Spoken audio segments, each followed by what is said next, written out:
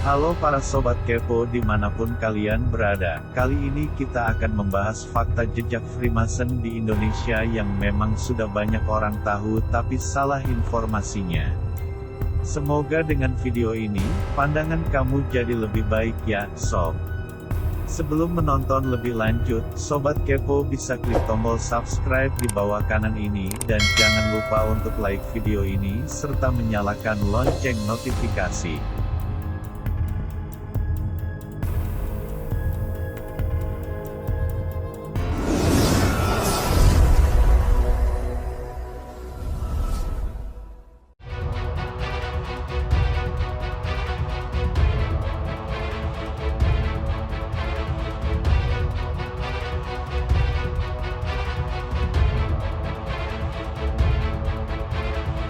Satu. Asal-muasal gerakan Freemason. Sobat kepo semuanya harus tahu nih, para Freemason aktif tersebar di seluruh Hindia Belanda sejak tahun 1762 sampai 1962. Loji atau tempat perkumpulan pertama di Asia bernama Lacoasi dan didirikan di Batavia oleh Jacobus Cornelis Matthes Radermacher. Pada tahun 1922, Loji Agung di bawah Grand Orient of the Netherlands, di Weltervreden ditugaskan mengendalikan 20 loji di koloni ini. Kebanyakan di Jawa dan sisanya di luar Jawa. Pada masa itu, organisasi hanya menerima warga Belanda asli. Setelah sempat dibekukan oleh Gubernur Jenderal Daendels, Freemasonry di Indonesia dibentuk kembali dengan anggota baru. Nah, Freemasonry baru ini tidak hanya berisi para menir Belanda aja sob. Melainkan juga dari pedagang Tionghoa bahkan orang pribumi yang kebanyakan berasal dari keluarga kerajaan.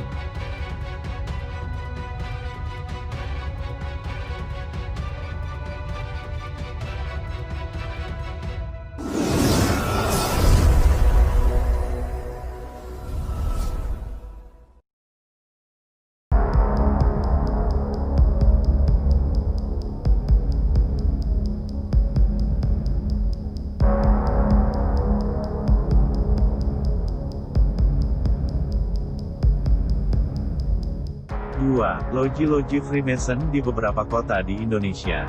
Dari semua loji yang pernah ada, beberapa di antaranya terkenal loh sob. Salah satu loji Freemason yang paling terkenal adalah Adukstad alias Loji Bintang Timur yang terletak di Menteng, Jakarta Pusat, yang kini dipakai sebagai gedung Bappenas. Begitu juga di Bandung ada Loji Sinyan yang sekarang berubah menjadi Masjid Al-Ukhuwah yang megah di Jalan Wastu Kencana. Di Semarang, ada Loji La Constante e Fidel. Ada juga Loji Mataram di Jogja yang anggotanya sebagian besar adalah kalangan sultan dan keluarga kerajaan. Dan dulu, gedung-gedung ini dijuluki orang dengan sebutan Gedung Setan, karena sering dikira sebagai tempat pemanggilan setan para anggota Mason. Namun ada versi yang menyebutkan bahwa penamaan Gedung Setan adalah karena lidah Jawa yang tidak bisa menyebutkan Sinyan, sehingga terbaca Gedung Setan.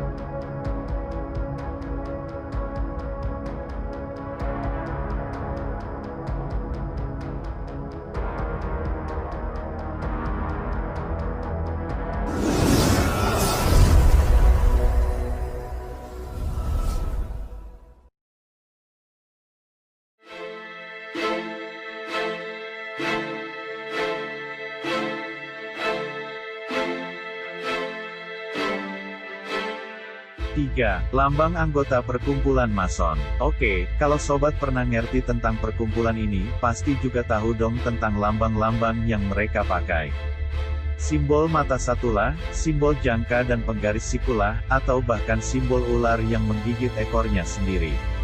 Ya, namanya juga perkumpulan spiritual, maka beberapa lambang mereka sebenarnya ditujukan untuk arti-arti filosofis. Yang menjadi salah adalah ketika terjadi konspirasi yang membuat seolah-olah lambang-lambang Freemason ini terhubung dengan Dajjal, kaum pagan, dan Zionisme.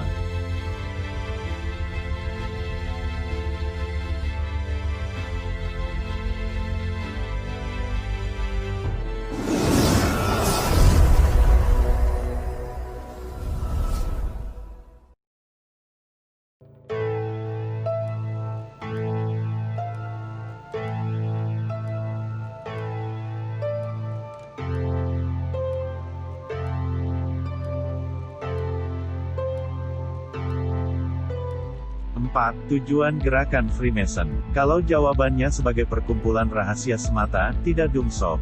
Tujuan Freemason lebih besar dari itu. Freemason adalah organisasi yang bergerak di bidang humanisme dan tentu saja pendidikan. Sehingga dulu di zaman kolonial biasanya ada dua jenis sekolah, yakni sekolah pemerintah dan sekolah yang tujuannya adalah mendidik. Tujuan utama nih sob, adalah membangun persaudaraan dan pengertian bersama akan kebebasan berpikir dengan standar moral yang tinggi. Jadi jelas, Freemason bukan organisasi keagamaan atau membuat agama sendiri gitu ya sob.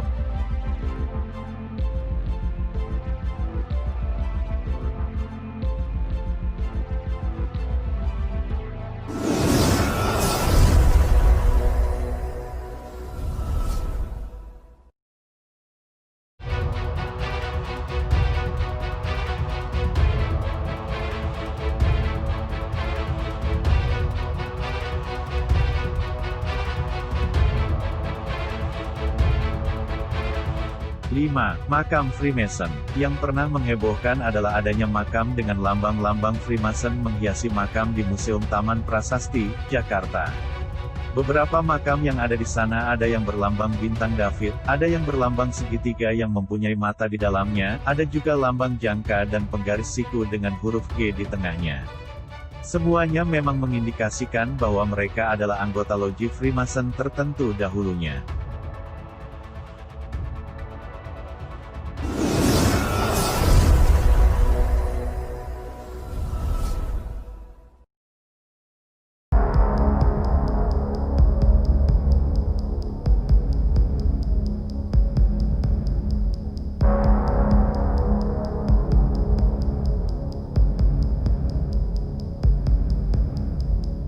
6. Dilarang di zaman Soekarno, diizinkan kembali di era Gus Dur. Setelah sempat mengadakan pertemuan dengan para pembesar Freemason, Presiden Soekarno pada tahun 61 akhirnya membuat peraturan yang melarang Freemason dan beberapa organisasi lainnya. Alasannya bukan karena organisasi ini melakukan penyembahan kepada setan atau yang lainnya. Karena saat itu Soekarno sangat tidak menyukai segala hal yang berbau barat. Maka, organisasi ini dilarang karena mengandung unsur kebarat-baratan dan bukan asli Indonesia. Pada zaman Gus Dur, peraturan ini dicabut karena tidak lagi relevan.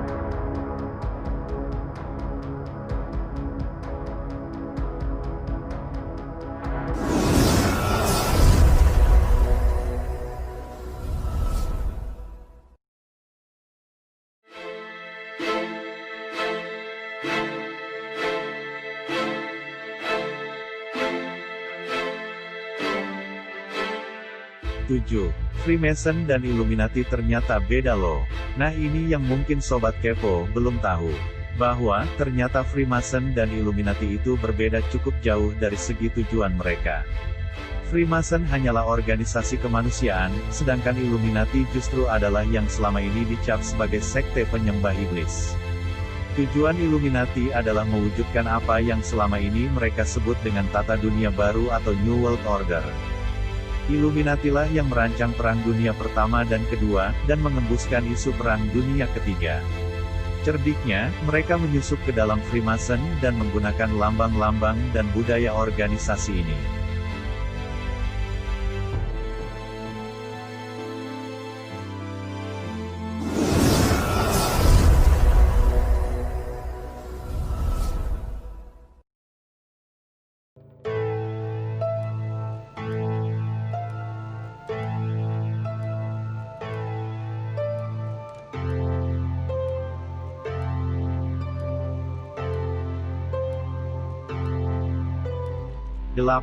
Tokoh-tokoh Indonesia yang menjadi anggota Freemason. Nah, karena dibawa oleh Belanda, tentu saja sebagian besar anggota dan pengurus organisasi ini adalah para company. Namun sob, ada juga beberapa anggota pribumi yang akhirnya bergabung dengan Freemason yang pada awal 1900-an makin banyak pengaruhnya di tingkat feodal. Maka, nggak heran kalau seperti Paku Alam ke-5 hingga 7 bersama keluarga kerajaan lain menjadi bagian dalam organisasi ini. Para pemikir dan penggagas kebangkitan nasional kita juga beberapa di antaranya menjadi bagian dari organisasi ini, seperti Raden Adipati Tirto Kusumo, Mas Budiarjo, Dr. Rajiman Widyodiningrat, Multatuli, dan masih banyak lagi.